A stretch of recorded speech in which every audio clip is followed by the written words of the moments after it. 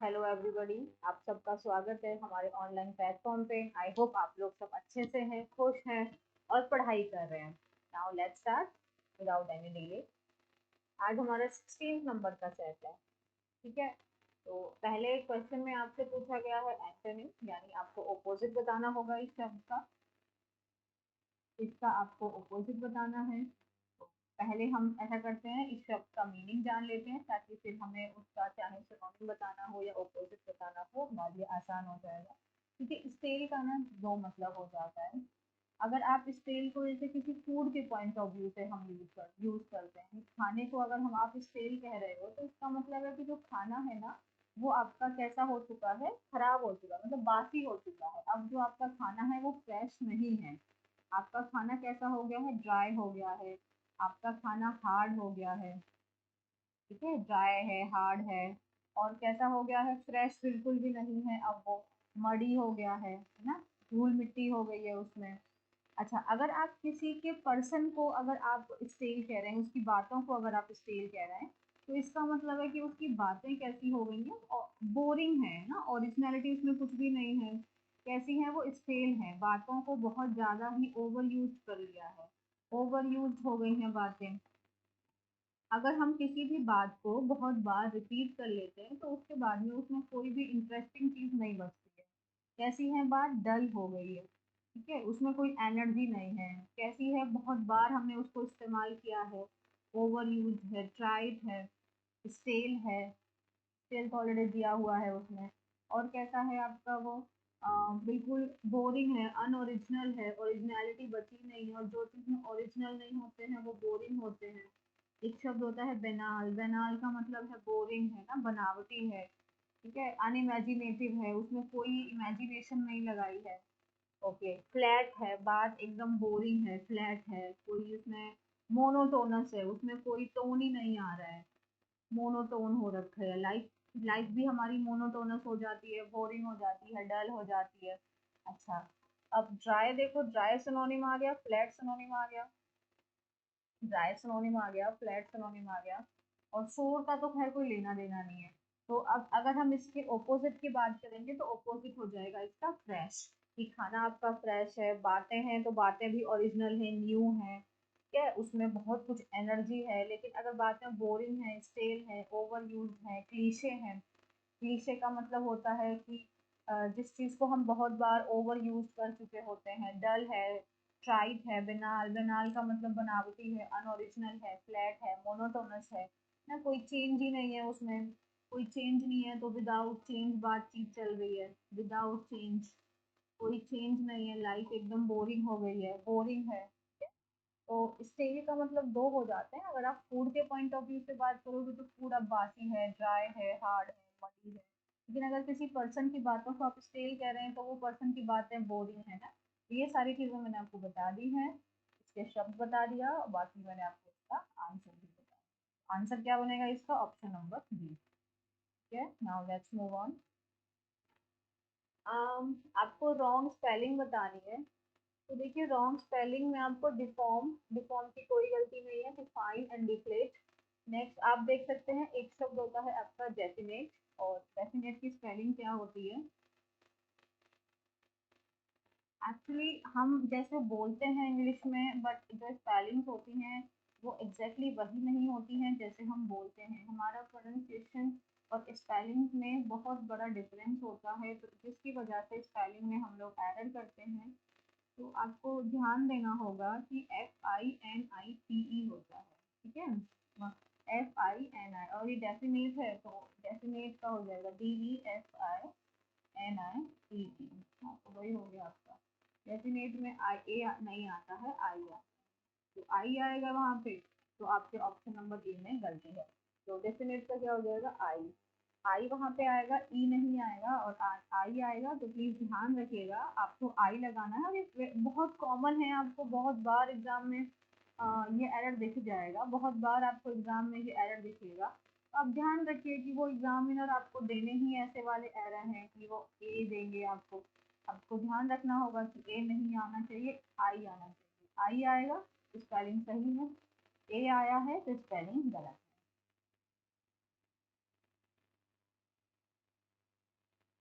Next देखिए, अब देखो, जरूरी नहीं होता कि एक शब्द का सिर्फ एक ही मीनिंग होता है, मोर देन वन मीनिंग होते हैं एक शब्द के।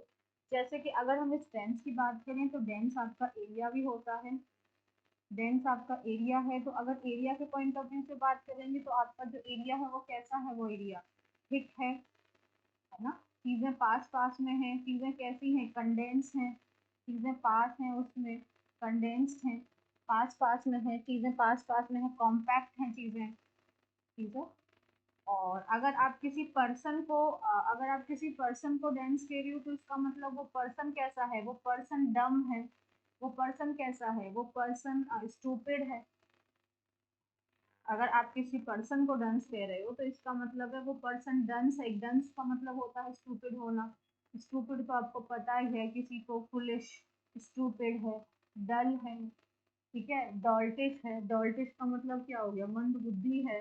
एक शब्द होता है ऑब्ट्यूज, ऑब्ट्यूज का मतलब होता है मंद बुद्धि होना। डॉल्टिश है, डॉल्ट है, ठीक है, बुद्धि नहीं है उसमें। स्टूपिड है, डंस है।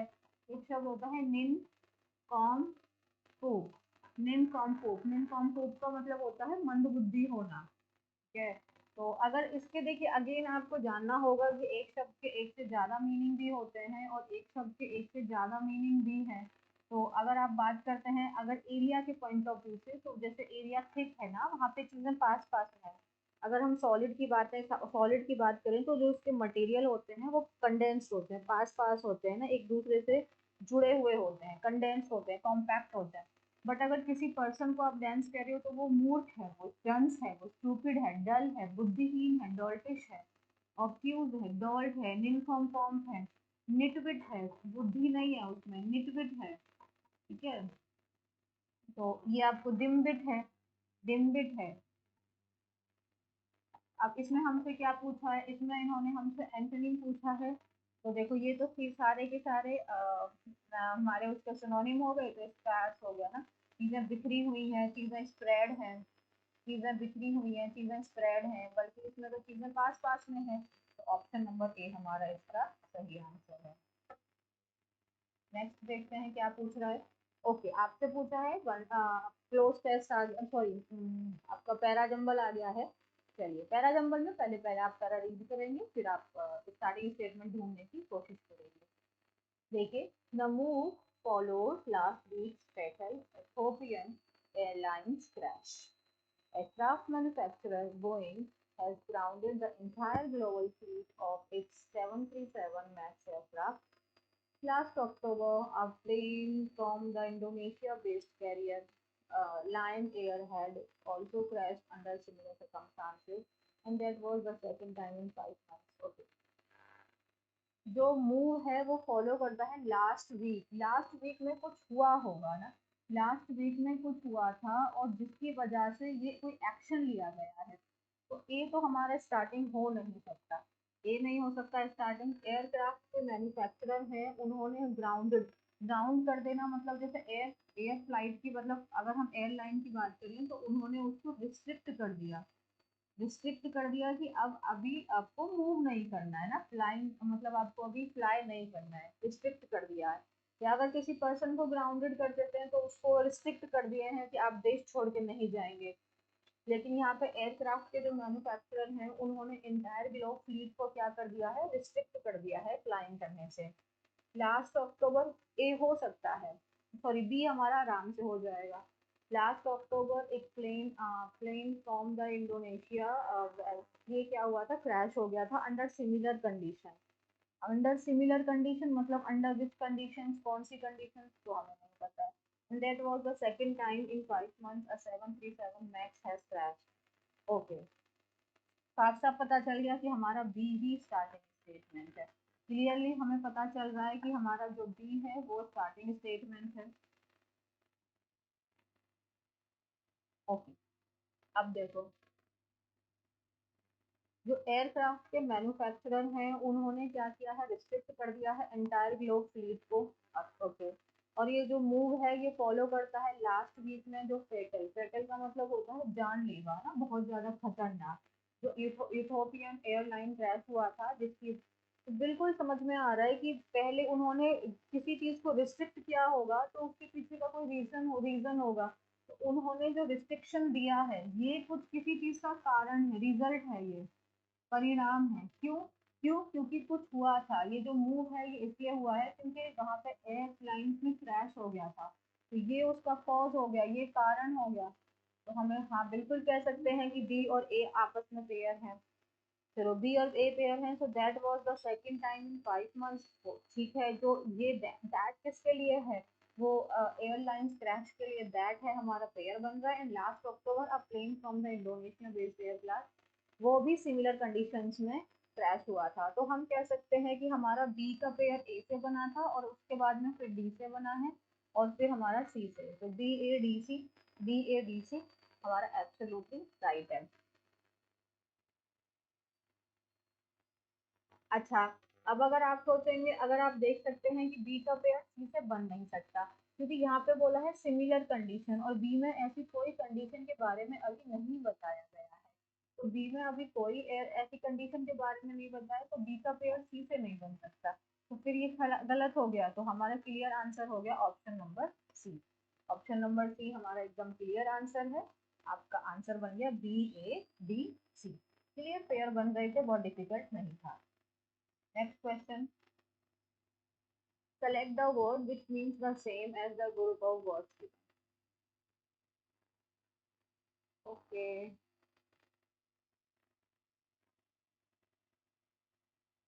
Now let me tell you. यहाँ पे आपको ये वन वर्ड सब्स्टिट्यूशन के रूप में बताना है।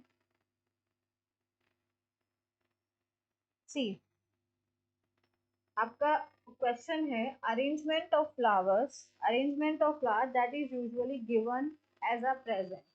अरेंजमेंट ऑफ फ्लावर्स मतलब अगर हम जैसे ये फ्लावर्स है ना, अगर आप, मैं आपको एक पिक्चर फॉर्म में बनाने की कोशिश करती हूँ। ऐसे तो मेरी ड्राइंग नहीं है अच्छी, लेकिन ये मान लीजिए हमारे यहाँ पे ये हमने different different types of flowers लगा दिए। ठीक है, ये हमारे फ्लावर्स हैं और इनको हमने ऐसे करके एक साथ अरेंज, ये हमारे यहाँ पे डिफरेंट डिफरेंट फ्लावर्स हैं। तो अगर आप किसी की शादी में जाते हो और किसी के फंक्शन में जाते हो, ये सब रैप्ड है पन्नी में, ये सब एक रैप्ड हो गए, इनको सबको हमने एक ऐसे करके रैप करके और आपको दे दिया। अब आप जाके उनको अपना गिफ्ट के रूप में इसको दे देना। तो इसको क्या कहेंगे? फ्लावर के, अरेंजमेंट ऑफ फ्लावर्स जिसको हम किसी को देते हैं एज अ गिफ्ट। देखो, the arrangement of flower that is usually given as a present. तो अरेंजमेंट ऑफ फ्लावर्स जिसे हम किसी पर्सन को देते हैं as a gift, as a present. Okay, अब देखो उसको, गार्लैंड का मतलब होता है माला। गार्लैंड का मतलब होता है जो माला होती है ना, आपका कुछ इस तरीके से जो पहनाई जाती है, उसको कहते हैं गार्लैंड। तो ये तो हो गया गार्लैंड। ठीक है, और रेस्ट का मतलब क्या होता है, वो जो एक सर्कल सर्कल करके बनाते हैं ना, देखो मैंने आपको आज पिक्चर फॉर्म में समझा दिया। देखो जो सर्कल सर्कल करके ना, ये दो तरीके से होते हैं। तो इसे शादी वगैरह में दुल्हन जो होती है वो अपने सर पे या ऐसे ब्राइड की, मतलब उसे ऑर्नामेंट की तरह पहनते हैं, उनको थोड़ा और एम्बेलिश करने के लिए, डेकोरेट करने के लिए अपने आप को।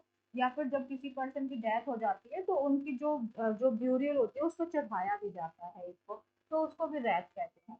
और इसको देखो, फ्लावर वाले को क्या कहते हैं, इसको क्या कहते हैं, इसे आप लेके जाते हो, शादियों का सीजन चल रहा है, क्या कहते हैं इसे, बुके कहते हैं ना। तो बुके क्या हो गया, अरेंजमेंट ऑफ फ्लावर्स। फ्लावर्स का अरेंजमेंट जो हम ऐसा किसी को प्रेजेंट की तरह देते हैं। और बंडल का मतलब तो किसी भी चीज का कलेक्शन हो गया, एक पाइल अप करके रख दिया आपने चीजों को, ग्रुप बना दिया आपने चीजों का, है ना? उनको एक कलेक्टिव फॉर्म में आपने बना दिया है उन्हें,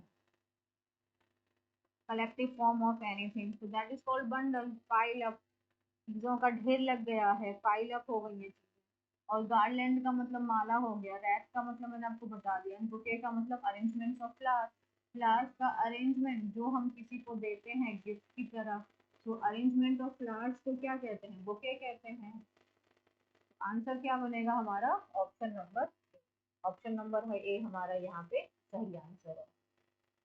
नेक्स्ट क्वेश्चन क्या है?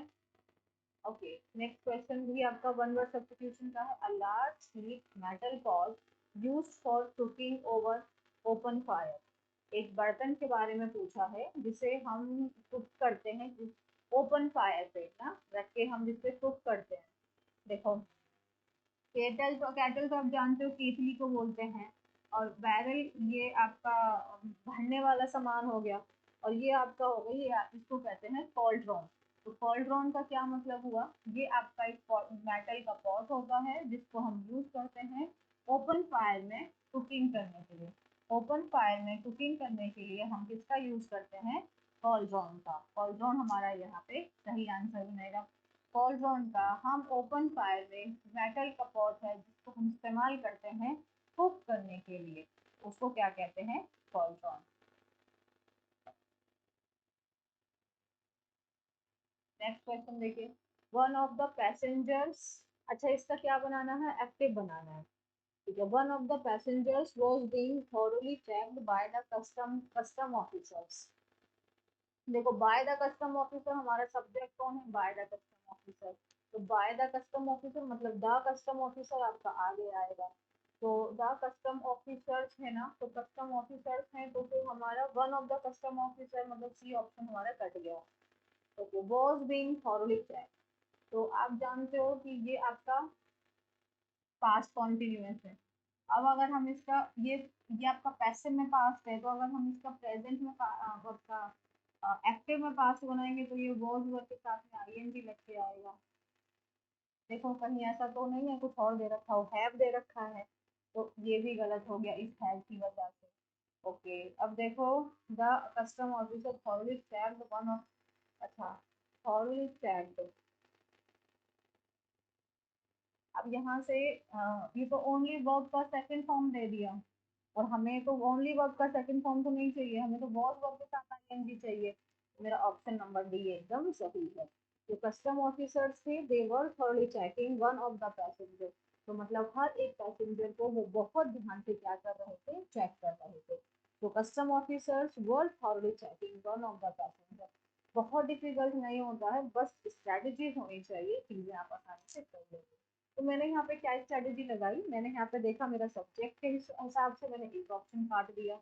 उसके बाद में मैंने देखा कि ये मेरा पास्ट कॉन्टिन्यूअस पैसिव में है, तो फिर प्रेजेंट में क्या मतलब एक्टिव में कैसे बनता है, तो मेरा ये भी कट गया और मेरा ये ऑप्शन भी कट गया, तो मैं सही आंसर तक पहुंच गई। ठीक है, तो सेवंथ का ऑप्शन नंबर डी हमारा करेक्ट आंसर है। नेक्स्ट क्वेश्चन, कहाँ ही केम लेट, ये क्वेश्चन है आपका। क्वेश्चन देखिए, एक सेकंड मैं कलर चेंज कर देती हूँ। ये आपका क्वेश्चन है, he came late wasn't he।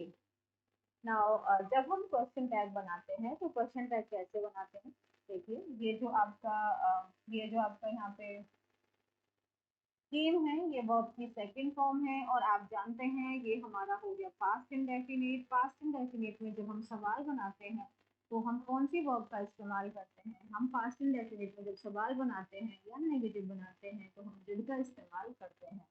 तो वॉस का इस्तेमाल तो यहाँ पे होगा नहीं, डिड का इस्तेमाल होगा। अब देखिए यहाँ भी ऑप्शन नंबर ए में भी आपको डिड का इस्तेमाल है और ऑप्शन नंबर बी में भी आपको डिड का इस्तेमाल है। अब आपको देखना होगा कि जब आपका जो सेंटेंस है, अगर आपका सेंटेंस पॉजिटिव है, पॉजिटिव इन द सेंस कि अफर्मेटिव है, अगर आपका जो सेंटेंस है वो अफर्मेटिव है, तो जो आपका क्वेश्चन टैग बनेगा वो उसके विपरीत बनेगा, यानी नेगेटिव जाएगा। ठीक है, क्यों, क्योंकि आप ही केम लेट, वो लेट आया था। क्वेश्चन टैग को ना हम ऐसे भी कह सकते हैं कि एक लास्ट में ना कंफर्मेशन दे रहा है कि क्या ऐसा हुआ है, मैं जो बोल रही हूँ ये सच है, मैं कंफर्म कर रही हूँ ना। ही केम लेट, वो लेट आया था, क्या नहीं आया था। तो अब नहीं आया था मतलब अगर वो लेट आया था तो मैं यही पूछूंगी क्या नहीं आया था। अच्छा, क्या नहीं आया था, तो ये पॉजिटिव में दे रखा है, इसलिए मेरा ऑप्शन नंबर ए एकदम सही हो जाएगा। Remember one thing, whenever your sentence is a positive, that means your sentence is affirmative, then your question tag should be a negative। ठीक है, और यहाँ पे आपका पास्ट इंडेफिनिट दिया हुआ है तो उसी का आपका क्वेश्चन टैग भी बनेगा, तो क्वेश्चन टैग की हेल्पिंग वर्ब भी पास्ट इंडेफिनिट की ही रहनी चाहिए, तो डिड ही हमारा यहाँ पे आएगा। ठीक है, तो ऑप्शन नंबर ए हमारा सही है। Next question, each dancer performed very well that it was difficult to judge who the best was। एक तो मैं आपको एक और थोड़ी चीज बताना चाहती हूँ, आप देख सकते हैं who यहाँ पे आपका क्या कर रहा है, who the best was। ये सिर्फ यहाँ पे देखो, ये यहाँ पे हूँ, यहाँ पे सवाल नहीं पूछ रहा है, इसलिए ये जो वॉज है ये आपका पीछे आया हुआ है, ना कि हमने एक साथ में इसके जोड़ दिया। जो प्रत्येक डांसर था उन्होंने बहुत अच्छा परफॉर्म किया, तो इट वॉज डिफिकल्ट टू जज हु द बेस्ट वॉज, कि कौन एक्चुअली में किसने बहुत अच्छा परफॉर्म किया है, ये जज कर पाना बहुत मुश्किल था। ये आपको अंडरलाइन दिया हुआ है, आपको बताना है कि ये सही है या कोई इम्प्रूवमेंट की जरूरत है। As I have already told you that, जो हमारा दैट होता है, जो हमारा दैट होता है, तो उसका पैर किसके साथ बनता है, उसका पैर सो के साथ बनता है। और यू नो कि वेल आपका क्या है, आई एम वेरी वेल, हाँ, तो ये आपका एडवर्ब है। तो यहाँ पे क्या आएगा, सो आएगा।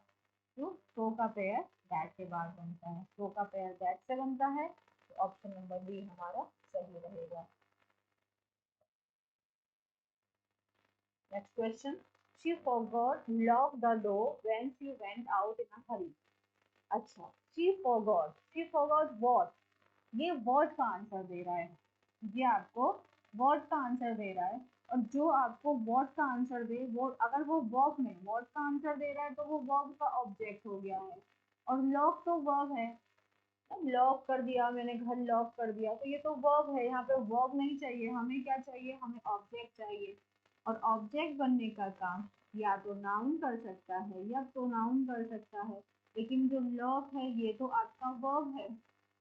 एंड आप जानते हैं कि हम वर्ब को नाउन कैसे बना सकते हैं, या तो उसको टू प्लस वर्ब का बेस फॉर्म लगा के, जिसे हम इंफिनिटिव कहते हैं, या फिर वर्ब की फर्स्ट फॉर्म में आईएनजी लगा के, जिसे जेरेंड कहते हैं। तो लॉक का आप दो बना सकते हैं, टू लॉक या लॉकिंग, और फॉरगॉट के बाद में इंफिनिटिव और जेरेंड दोनों आ सकते हैं। तो she forgot to lock the door when she went out in a hurry, ये भी सही है। And she forgot locking the door when she went out in a hurry, ये भी सही है। लेकिन एरर कहाँ है आपका, एरर है आपका शी फॉरगॉट लॉक, तो यहाँ पे लॉक नहीं होगा, या तो लॉकिंग होगा या फिर टू लॉक होगा, है ना। तो ऑप्शन नंबर बी में आपकी गलती है, तो ऑप्शन नंबर बी है आपका गलत। तो बी आपका एरर है ऑप्शन बी में, तो आपको पता चल गया होगा क्या एरर है। नेक्स्ट क्वेश्चन है, the wake of the recent cross border tension, forces have been dashed at strategic locations for immediate actions। immediate actions के लिए, immediate actions के लिए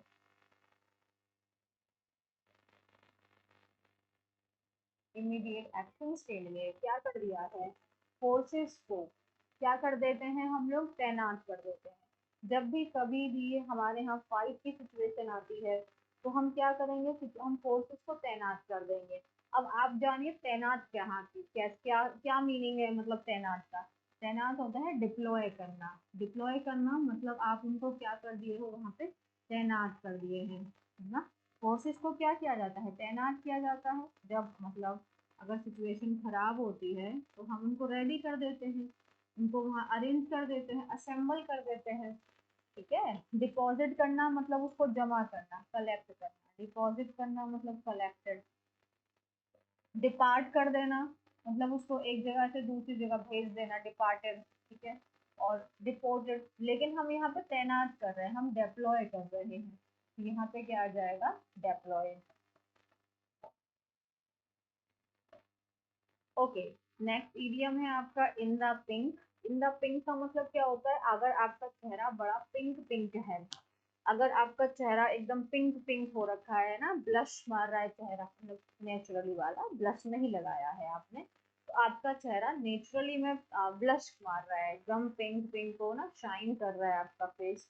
तो आई एम डेफिनेटली श्योर कि आपकी जो आउटर हेल्थ होती है वो इनर हेल्थ को रिफ्लेक्ट करती है। तो इसका मतलब ये है कि अगर आपका जो फेस है वो एकदम पिंक पिंक हो रखा है, दैट मीन्स कि आपकी हेल्थ कैसी है, बहुत अच्छी है, तभी तो हम ग्लो करते हैं। जब हमारी हेल्थ अच्छी नहीं होती है तो हम ग्लो क्या करते हैं, हमारा चेहरा एकदम डल हो जाता है। तो हमारी इनर हैप्पीनेस ही हमारी आउटर हैप्पीनेस को रिफ्लेक्ट करती है। अगर हमारा फेस बड़ा पिंक पिंक है तो हमारी जो बॉडी है, हमारा जो इनर हेल्थ है, वो बहुत अच्छी है। So we are in a good health, that means option number D हमारा सही है। ड्रेस पिंक नहीं है, लाइमलाइट में नहीं है, हाँ, मूड तो डेफिनेटली अच्छा है, लेकिन ये इसका रियल मीनिंग नहीं है, तो ऑप्शन नंबर डी इसका रियल मीनिंग है। ठीक है, नेक्स्ट क्वेश्चन देखो। नेक्स्ट क्वेश्चन क्या पूछा है, सिनोनिम पूछा है, और लेथल का मतलब होता है something which is very harmful, जो बहुत हार्मफुल है, बहुत खतरनाक है। ठीक है, बहुत क्या है, डेंजरस है ना, बहुत डिस्ट्रक्टिव है, बहुत डिस्ट्रक्टिव है। और हार्मलेस तो इसका ऑपोजिट हो गया, हेल्दी कैसे हो जाएगा, वो तो बहुत खतरनाक है। ठीक है, तो इसका मतलब फेटल, फेटल का मतलब भी क्या होता है, जानलेवा। फेटल का मतलब क्या होता है, जानलेवा है, तो सिनोनिम क्या बनेगा, option number C. Next question देखते हैं क्या पूछ रहे हैं। क्या पूछ रहा है, पैसिव में इसको कन्वर्ट करना है। ठीक है, please take these students round the district factory, तो यहाँ से आपका क्वेश्चन की शुरुआत है यहाँ तक। प्लीज टेक दीज स्टूडेंट, है ना, प्लीज आप स्टूडेंट को ले जाइए, कहाँ पे ले जाइए, राउंड द बिस्किट फैक्ट्री। चलिए ठीक है, these student, please take these students में क्या हो गया है, आप देख सकते हैं ये आपका इम्पेरेटिव सेंटेंस है। आप देख सकते हैं ये आपका इम्पेरेटिव सेंटेंस है, और इम्पेरेटिव सेंटेंसेस को हम दो प्रकार से बना देते हैं। अगर आपका ऑब्जेक्ट अवेलेबल है तो फिर लेट के साथ में आपने सब्जेक्ट लगाया, फिर आपने क्या लगाया, बी लगाया, और फिर आपने वर्ब की थर्ड फॉर्म लगाई। या फिर आप मान लो किसी को ऑर्डर दे रहे हैं तो आप कहोगे यू आर ऑर्डर्ड। अगर आप किसी को रिक्वेस्ट कर रहे हैं तो यू आर रिक्वेस्टेड। अगर आप किसी को सलाह दे रहे हैं तो यू आर एडवाइज। उसके बाद में आप टू लगाएंगे और फिर अपना सारा जो दिया हुआ है टू के बाद में वर्ब वाला लगा देंगे। तो these student should be taking, क्या कोई सेंस नहीं आ रहा है, you are requested to take these student round the biscuit corner. एक बार जरा ना पेन चेंज करते हैं ताकि मिक्स ना हो। तो यू आर रिक्वेस्टेड, ठीक है, यू आर रिक्वेस्टेड। अब यहाँ के बाद में हमारा ये पूरा का पूरा जाएगा, तो take these students round the biscuit corner. हाँ बिल्कुल, ऑप्शन नंबर बी हमारा सही हो सकता है, लेकिन फिर भी आगे देख लीजिए। लेट से शुरुआत हो सकती है इंपैरेटिव सेंटेंसेस की। लेट, ये आपका दीज स्टूडेंट्स आपके यहाँ पे क्या थे, सब्जेक्ट था, तो लेट दीज स्टूडेंट्स। ठीक है, फिर आपको टू आएगा, टू नहीं आएगा ना यहाँ पे, फिर वर्ब बेस फॉर्म आएगी, और टू बी टेकन नहीं होगा, टू आएगा नहीं, टू नहीं आएगा, ओनली बी आएगा। और let these students be take, तो बी टेकन नहीं आएगा, तो यहाँ पे क्या हो गया, टू बी टेकन, तो गलत हो गया।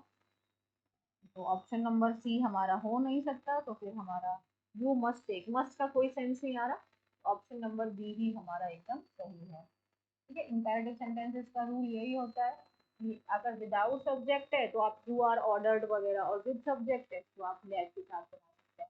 नेक्स्ट सिनोनिम पूछा है, वर्ड है हमारा ट्रीवैलेंट। ट्रीवैलेंट का मतलब होता है कोई चीज चारों तरफ फैली हुई है, कॉमन है ना, और चारों तरफ फैली हुई है, वाइड स्प्रेड है, बहुत ज़्यादा कॉमन है। और लेकिन इसका क्या पूछा है, इसमें सिनोनिम पूछा है, तो सिनोनिम तो इसका कॉमन ही बन जाएगा, क्योंकि अनयूजुअल तो है नहीं जब सब जगह फैला फैला हुआ है। रेयर तो ये सब इसके एंटरलिंक हो जाएंगी, कोई चीज़ डिफरेंट नहीं। रेयर तो कोई चीज़ जो बहुत कम होती है, लेकिन ये तो बहुत ज़्यादा मात्रा में प्रेजेंट है। अनयूजुअल नहीं है, अनयूजुअल कैसे होगा, जो कॉमन है वो अनयूजुअल कैसे हो सकता है, तो ऑप्शन नंबर सी हमारा इसका सही आंसर बनेगा। ठीक है, नेक्स्ट क्वेश्चन देखते हैं। नेक्स्ट क्वेश्चन क्या कह रहा है, हाँ ठीक है, ये एक और हमारा आपका क्लोज टेस्ट वो आ गया है, पैरा जंबल। चलिए आइए करते हैं इसको। However, new research shows that taking the dog for a walk can have its downside for senior.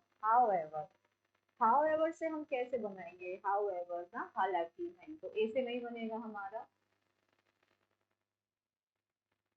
आगे देखते हैं। dogs are great dogs are great companions and provide a healthy excuse to go for a walk and get a bit of exercise। B से हो सकता था, but हमारा B से तो दिया ही नहीं है। It once seemed common sense to believe that having and walking a dog was good for elder people। सी से हो सकता है। A report published in an American medical journal says injuries among seniors related to dog walking are becoming increasing prevalent। देखो यहाँ पे भी prevalent मतलब wide spread है, चारों तरफ फैली हुई है। तो ऑप्शन नंबर सी ही बचा है, तो हमारे पास में हम सी से अपने सेंटेंस की शुरुआत कर देते हैं। एक बार मतलब इट्स वन सीम्ड, ऐसा एक प्रतीत होता है ना, common seems to believe that having, अगर आपके पास डॉग है तो आप डॉग के बहाने से ही सही लेकिन आप वॉक पे जाएंगे जो कि आपके हेल्थ के लिए अच्छा है। तो एल्डर पीपल के लिए अगर वो वैसे कुछ और नहीं काम कर रहे हैं लेकिन एटलीस्ट डॉग के साथ में अगर वो जा रहे हैं तो उनकी वॉक हो जा रही है, अपनी डेली रूटीन एटलीस्ट उनका हो रहा है। So it won't seem common sense to believe that having and walking a dog was good for elder people. बिल्कुल ठीक है, हो सकता है। However, हालांकि जो नई रिसर्च है वो ये शो करती है कि taking the dog for a walk can have its downside for seniors. Seniors को इस चीज़ के प्रॉब्लम भी हो सकते हैं। अच्छा, सी का पेयर ए से तो बन सकता है। Dogs are great companion and provide a healthy excuse to go for a walk and to get a bit of exercise. देखो, लेकिन पहले यहाँ पे हम कह रहे हैं कि जो डॉग्स है ना, ऐसा ऐसा लोग मतलब प्रतीत होता है, ऐसा दिखाई देता है कि डॉग्स अगर हैं उनके साथ में वॉक पे जा रहे हैं तो एक एल्डर पीपल के लिए अच्छा है। जो डॉग्स हैं वो ग्रेट कंपेनियन, कंपेनियंस मतलब आपके फ्रेंड हो गए, आपके साथी हो गए, है ना। और और आपको प्रोवाइड करते हैं एक अच्छा एक्सक्यूज बाहर जाने का, वॉक पे जाने का, थोड़ी सी एक्सरसाइज हो जाती है। तो सी से डी बिल्कुल कनेक्ट हुआ, लेकिन लेकिन जब आप अच्छे से एक्सक्यूज यहाँ बता रहे हो तो इसी का फिर आप कोई रीजन दोगे ना, इसी को कुछ कुछ एडवर्स करोगे, कुछ इसी को कुछ कॉन्ट्रास्ट में आप बोलेंगे, तो वही आपका फिर जो आपका ऑप्शन नंबर ए है वो एग्जैक्ट कॉन्ट्रास्ट है आपके ऑप्शन नंबर बी का और ए का, मतलब ए और सी का और बी का एग्जैक्ट कॉन्ट्रास्ट है हमारा आपका ए पॉइंट। इसीलिए आपको क्या करना है, सी के बाद में बी कनेक्ट हो रहा है और बी से फिर ए कनेक्ट हो रहा है। और जो रिपोर्ट है जो पब्लिश की गई थी अमेरिकन मेडिकल जर्नल में वो ये कहती है कि जो इंजरीज हैं, और फिर आपको ए की ही बात को आगे इसने समअप कर दिया है। तो इसीलिए हमारा जो ऑप्शन बनेगा वो सी बी, सी बी क्या ऑप्शन बना है, सी बी ए डी आपका एकदम सही ऑप्शन है। आंसर क्वेश्चन नंबर 16 का ऑप्शन नंबर सी आपका एकदम सही है। ठीक है, नेक्स्ट क्वेश्चन देख लेते हैं। इसमें क्या करना है आपको, फिलर का क्वेश्चन है ये। Talgo a Spanish company is one of the major dash of intercity standard and high speed passenger train। And ये तो आप बहुत आराम से जानते हो, बिल्डर। तो बिल्डर तो वो जो बिल्डिंग्स वगैरह बनाते हैं, जो उनका कंस्ट्रक्शन लेते हैं उनको बिल्डर्स कहते हैं। जो बिल्डिंग्स के कंस्ट्रक्शन लेते हैं उनको बिल्डर्स कहते हैं। और क्रिएटर किसी भी चीज़ को क्रिएट करने वाला, किसी भी चीज़ को जो जिसने उस चीज़ को क्रिएट किया है उसका थॉट है उसमें, उसका दिमाग है, आप कह सकते हो उसका क्या है वो, ब्रेन चाइल्ड है वो, उसके दिमाग की उपज है, उसको कह दोगे आपकी वो क्रिएटर है उसका, तो ब्रेन चाइल्ड है ना। और मैन्युफैक्चरर तो आप जानते हैं कि मैन्युफैक्चर करना मतलब किसी चीज़ को आप मैन्युफैक्चर कर रहे हैं, ट्रेन के पार्ट्स को मैन्युफैक्चर कर रहे हैं, कार के पार्ट्स को मैन्युफैक्चर कर रहे हैं। और कंस्ट्रक्टर, कंस्ट्रक्टर जो कंस्ट्रक्ट करते हैं, ये कुछ और है ना, ये यहाँ पे नहीं है। तो यहाँ पे क्या है, एक स्पेनिश कंपनी है जो कि वन ऑफ द मेजर क्या होगा, वो मैन्युफैक्चरर होगा ना, मैन्युफैक्चर करते हैं, प्रोड्यूस करते हैं, वो प्रोडक्शन का हाउस है उनका। ठीक है, तो ऑप्शन नंबर ए हमारा एकदम सही है। नेक्स्ट क्वेश्चन देखिए, लॉक स्टॉक एंड बैरल। अब देखो, किसी ने किसी की कंपनी खरीदी, ए ने, मान लो ए ने बी की कंपनी खरीदी है, ए ने बी की कंपनी खरीदी है और उस बी की कंपनी का जो ए बाय कर रहा है उसने बी की कंपनी का लॉक मतलब उसकी कंपनी का ताला भी खरीद लिया, उसने उसकी कंपनी के सारे स्टॉक्स भी खरीद लिए और उसने उसकी कंपनी के सारे बैरल्स भी खरीद लिए, मतलब मान लो उसने जो और भी सामान रखा था वो भी उसने खरीद लिया। मतलब गेट का लॉक ही जिसने खरीद लिया भाई, उसी के पास में अब उसकी एंट्री हो गई है। और उसी के पास उसकी एंट्री है, क्यों? क्योंकि उसने बाकी सब मालिक वही है ना, हर चीज का मालिक वही है। लॉक स्टॉक एंड बैरल, भाई जिसने लॉक खरीद लिया उसका तो सब कुछ हो गया ना, वो तो मालिक हो गया उसका, वो तो ओनर हो गया उसका। और भाई ओनर वही होगा जिसके पास किसी चीज की सब कुछ सारी की सारी उसके पास में क्या है उसके पास चीज की आपकी ओनरशिप है।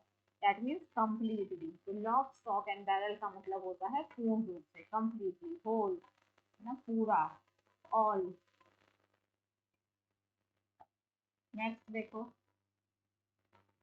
अच्छा, अब क्या आ गया है, आपका आ गया है क्लोज टेस्ट। क्लोज टेस्ट कैसे सॉल्व करते हैं, एक बार इसको आप फटाफट से स्किम कर लीजिए, स्किम कर लीजिए। स्किम कर लेंगे तो उससे क्या होगा कि आपको एक रफ आइडिया मिल जाएगा कि क्वेश्चन क्या चल रहा है, मतलब पैराग्राफ में क्या है। So the political conditions of India in the 19th century was one of the condition of India in the 19th century was one of the extreme disunity. Disunity, that's the decline of Mughal Empire. No Indian power emerged to take its place in strength and prestige and to unite the West under a central authority. The Marathas who rose the position of preeminence among the new Indian states did not prove capable of fulfilling that task. कुछ यहाँ पे political conditions की बात चल रही है, Mughal empire का जो फॉल हुआ उस पीरियड की बात चल रही है।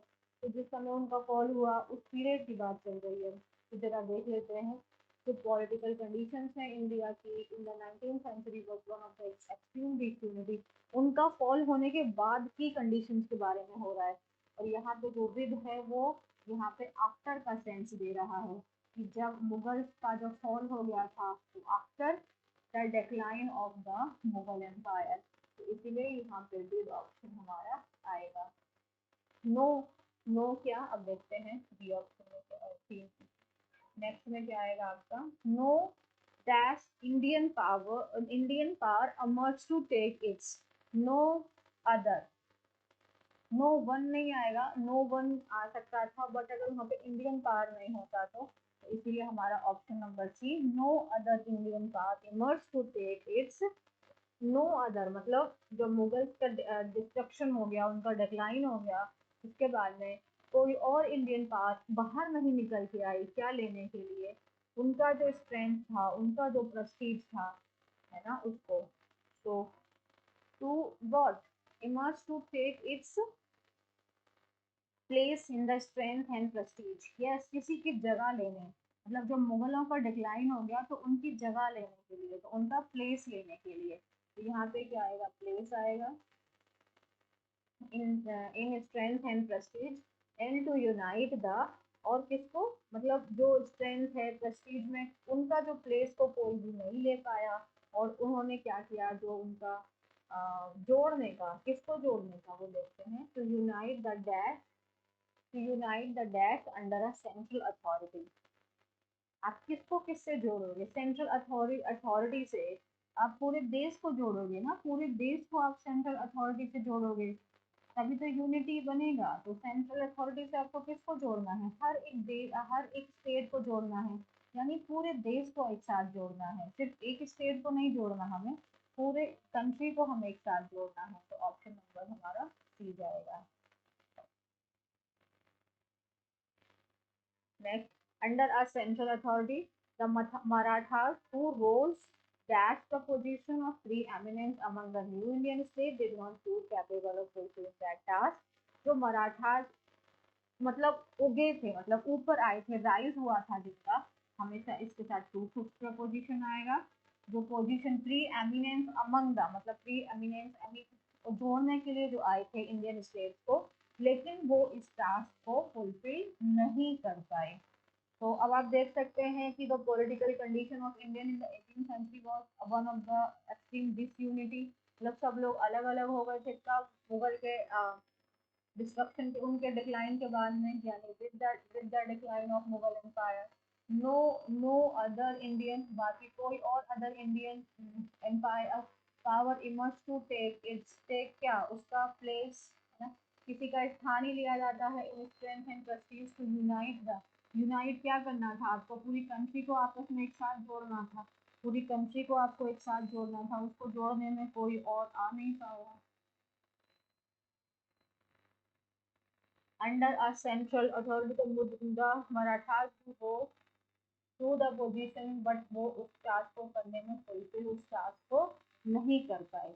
इस तरीके से हमने इसको कंप्लीट कर लिया। अब आपको आगे क्वेश्चन की तरफ हम बढ़ते हैं। नेक्स्ट क्वेश्चन क्या है आपका, select the wrongly spelled word, आपको जो गलत शब्द है जिसकी स्पेलिंग आपको रॉन्ग दे रखी है आपको वो चूज करना होगा। रॉन्ग स्पेलिंग को चूज कर लीजिए। नोटिफिकेशन कोई गलती नहीं है। नेसेसिटी, नेसेसिटी में सी आपका स्मॉल ए मतलब सॉरी सिंगल सी आता है और डबल एस आता है। तो सिंगल सी आता है डबल एस आता है तो बिल्कुल सिंगल सी है और डबल एस है, कोई गलती नहीं है, मतलब कोई गलती नहीं है, बच्चों को कंफ्यूज हो जाए। फिर आपका नेगोशिएशन बोलते सी है बट लिखते सी नहीं है, यही प्रॉब्लम है इंग्लिश के साथ में, ऐसा दिखता है वैसा है नहीं। नेगोशिएशन में टी आता है सी नहीं आता, शी, नेगोशी, तो हमें सी का साउंड आ रहा है बट एक्चुअली में वो टी आता है नेगोशिएशन में, TIATION। तो नेगोशिएशन की स्पेलिंग गलत है, यहाँ पे सी नहीं आना चाहिए। एंड देन नेग्लिजेंस की स्पेलिंग में कोई गलती नहीं है, तो ऑप्शन नंबर सी आपका गलत है क्योंकि उसकी स्पेलिंग में एरर है। इससे आपका ऑप्शन नंबर सी ये गलत है। प्लीज इसकी स्पेलिंग को आप डन कर लीजिए। हर एक स्पेलिंग एग्जाम से पॉइंट ऑफ व्यू से इम्पोर्टेंट है। नेक्स्ट क्वेश्चन एरर निकालने का क्वेश्चन है। लास्ट क्वेश्चन है, Lodhi colony in Delhi is very different from other places in the city that is crowded and noisy. देखो जो आपकी देखो एक चीज आपको याद रखना होगा, आपका जो मेन सब्जेक्ट है वो लॉ दी कॉलोनी है, ये आपका सब्जेक्ट हो गया, ये सिंगुलर है तो ये इसके लिए आया हुआ है। इन दिल्ली का कोई लेना देना इसमें नहीं है। Very different from other places in the city, जो बाकी प्लेसेस हैं सिटी के उनसे बहुत अलग है। That is crowded and noisy, जो प्लेसेस हैं वो कैसे हैं, क्राउडेड हैं, पूरे भरे हुए हैं, शोर शराबे से भरे हुए हैं, उनसे जो है ये लोधी लोधी कॉलोनी डिफरेंट है। अच्छा now you need to understand, देखो अब ये very different from other places, बाकी जो प्लेसेस हैं सिटी के, बाकी जो प्लेसेस हैं सिटी के उनसे ये अलग है। अच्छा ये जो इज आया है ये इज किसका है, जो ये वर्ब है ये वर्ब किसकी है, देखो ये सब्जेक्ट हुआ तो इसकी वर्ब ये हो गई, तो ये जो वर्ब है ये किसके लिए वर्ब है, अदर प्लेसेस के लिए।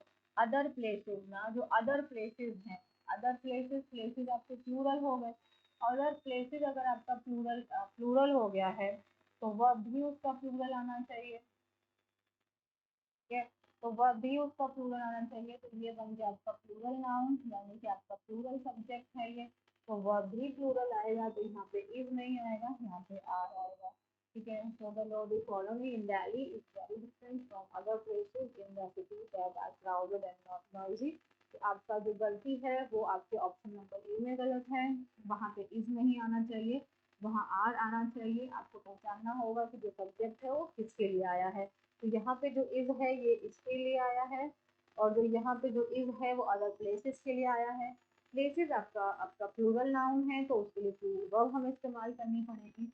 इज आपका सिंगुलर है, आपको प्लूरल वर्ब आर लगाना होगा। तो आपको पता चल गया कि आपके ऑप्शन नंबर ए में गलती है। ये हमने 2019 का जून का 7 जून का एग्जाम हमने ये सॉल्व किया है, फिफ्थ वन, ठीक है। आपके रियल क्वेश्चन पेपर हम लोग सॉल्व कर रहे हैं, तो आप लोग देख सकते हैं कि सब कुछ रियल ही है, यही पेपर आते हैं।